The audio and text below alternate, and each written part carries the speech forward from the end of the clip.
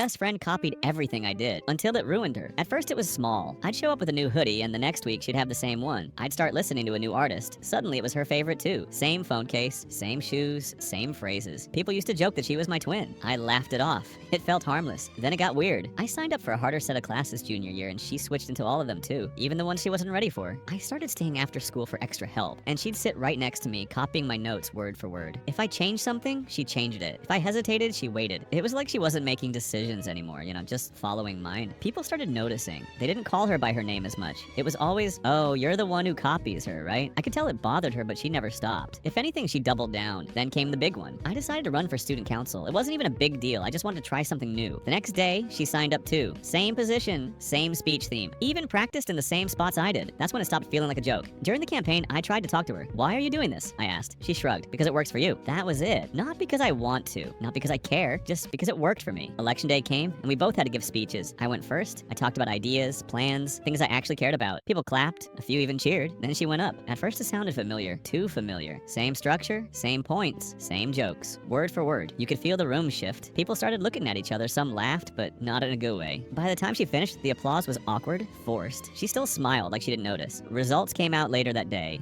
I won. She didn't even come close. After school, I found her sitting alone by the lockers, staring at the floor. For once, she wasn't smiling. "They didn't like me," she said quietly. I sat next to her. "They didn't really hear you." She looked up, confused. "They heard me," I said. Again. She didn't say anything after that. The next few weeks were different. She stopped copying my clothes. Stopped sitting next to me in every class. Stopped repeating everything I said. It was like she didn't know what to do anymore. One day, she showed up wearing something completely different, talking about things I'd never heard her mention before. It felt real, but also unsure, like she was starting from scratch. Before she left class that day, she paused at the door and looked back at me. "I didn't know who I was without you," she said. Then she walked out. And for the first time since I'd known her, she wasn't following me.